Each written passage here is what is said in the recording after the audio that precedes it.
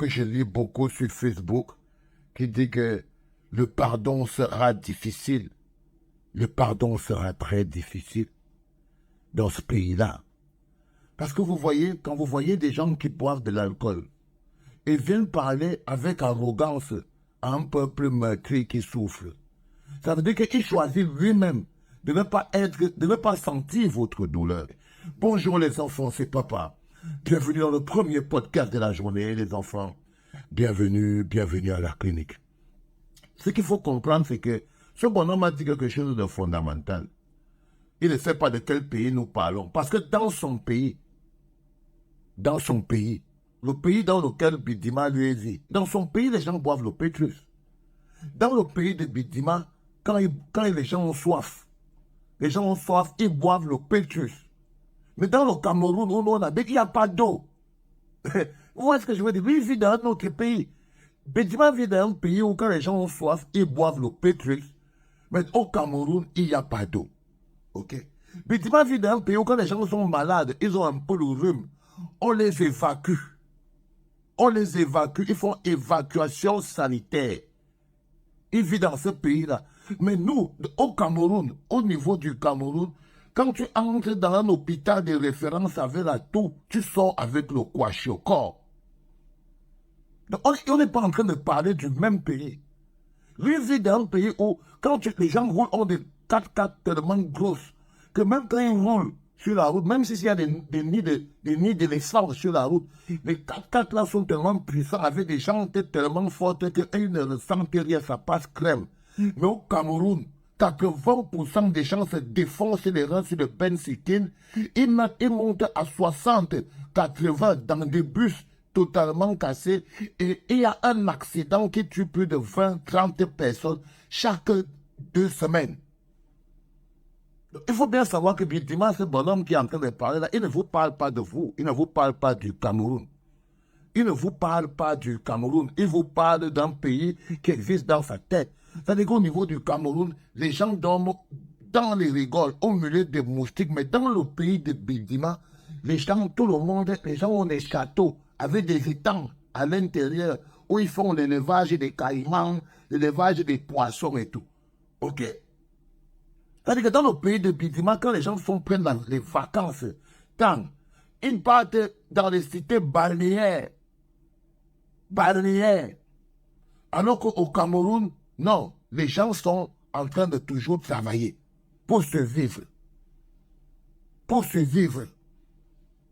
Donc, il faut bien vous rendre compte que l'arrogance qu'il a là, c'est parce qu'ils ont réussi l'exploit de créer leur propre pays à l'intérieur du Cameroun.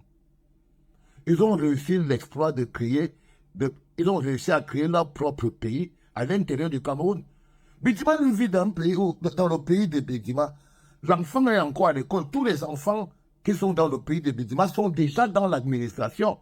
C'est-à-dire dans le pays de Bidima, chaque personne a peut-être 9 enfants à l'Assemblée, 7 enfants au Sénat, 8 personnes à ceci, et d'autres sont déjà préfets, sous-préfets, sont déjà posés. Dans le pays de Bidima, c'est ça, les enfants sont déjà positionnés au Cameroun. Le taux de chômage est atteint le balabou. Le taux de chômage, lui, il a atteint le balabou. Donc, il faut d'abord vous rendre compte que ce bonhomme ne te parle pas du Cameroun. Il vous parle d'un pays qu'ils ont construit à l'intérieur de la misère camerounaise. Et les Camerounais, vous êtes les bras qu'ils utilisent, vous êtes l'énergie, le bétail qu'ils utilisent pour asseoir le pays dont ils rêvent. C'est-à-dire que Bidima vous parle d'un pays qui est planté au Cameroun et qui pompe les ressources du Cameroun pour survivre, exactement comme le néocolonialisme. C'est-à-dire que Bidima vous parle d'un pays qui est placé à l'intérieur du Cameroun, le Biyameroun, comme ça qu'on appelle ce pays-là. Il ne vous parle pas du Cameroun, il vous parle du Biyameroun. C'est-à-dire que c'est un pays à l'intérieur du Cameroun. Il vous parle d'un pays où quelqu'un peut se lever et te dire que tu connais qui je suis. Les gens de ce pays, dans ce pays-là, des gens, ils sont capables d'envoyer quelqu'un venir t'arrêter avant un mandat de perquisition. Là, ils se foutent de vos gueules, les gars. Et là, il y avait beaucoup d'arrogance. Il a dû boire d'abord beaucoup de bière pour venir là. Il dit que, oh, si vous savez combien j'ai les moyens de me payer une bouteille d'eau. Il dit que, oh, si vous savez comment j'ai les moyens de me payer une bouteille d'eau, ce n'est pas possible. Non, les enfants. Bitima vous parle des gens qui ont créé un pays à l'intérieur du Cameroun, le Biameroun. C'est dans le Biameroun que le Petri School, quand tu ouvres le robinet, le Petri School, où est-ce que je veux dire? Bitima vous parle d'un pays où les gens ont les panneaux solaires, les enfants fréquentent en Europe, partout dans le monde, aux États-Unis, en Chine. Je suis sorti ici, là, j'ai vu tous les généraux, là, leurs enfants sont partout à Paris. Ils sont dans les boîtes de nuit.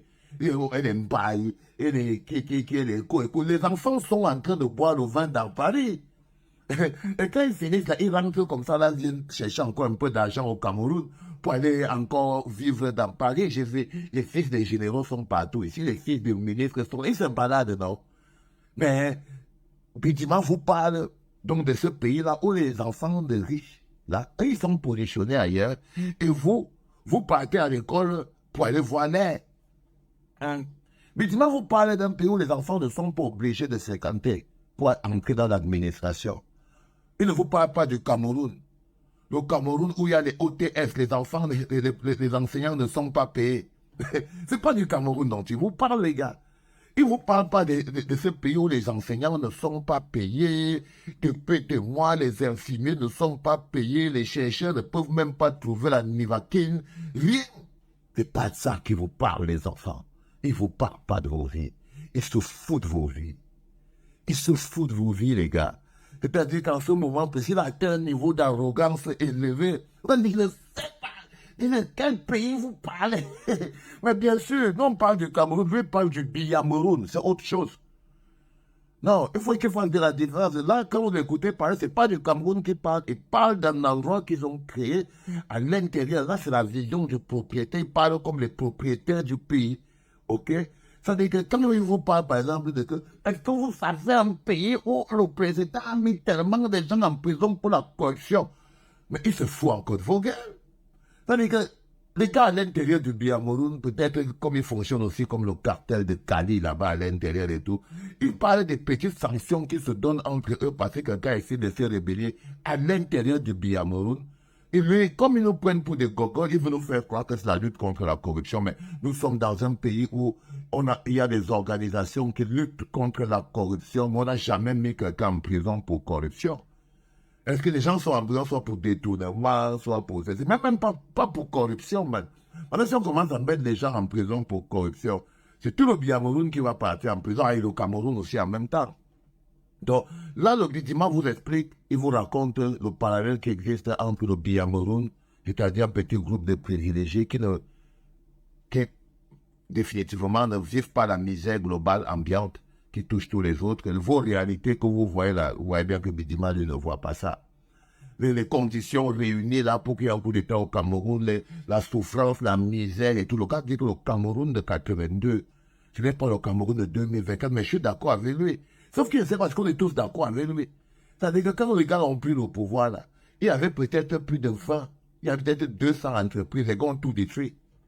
Le Cameroun de 2025, c'est un endroit misérable par rapport au Cameroun de 2022. C'est le saut en arrière de plus de 30 ans. 30 ans? Oui, à l'UQAM. Oui, avant on fabriquait les tôles, on ne fabrique plus. Avant on fabriquait les cuirs, on ne fabrique plus. Avant on fabriquait les savons, on ne fabrique plus. Avant on fabriquait avant on partait au stade la nuit, mon frère, pour regarder le match, on allumait les lumières. À l'époque d'Aïdjo, le match Cameroun-Burundi, ce serait joué la nuit. Parce que l'air doit être frais. Et on est dans le nord. Mais à l'épaule de Pomba, c'est pas possible parce qu'il n'y a pas la lumière. Donc ils vont jouer le jour sur 45 degrés à l'ombre. Vous voyez ce que dans le bonhomme, en fait, on ne sait pas de quoi il parle, en fait. C'est-à-dire que le palais, là où ils habitent, la CIJ n'avait pas construit le palais et il sera en train de vivre dehors. Le seul stade qui fonctionne, c'est le vieux stade que Saïd Joké avait construit. Pomba essayer de construire un stade, ça va dépasser. Ça va dépasser. Avec le gars essaie de construire un stade, ça va dépasser total. Il a échoué.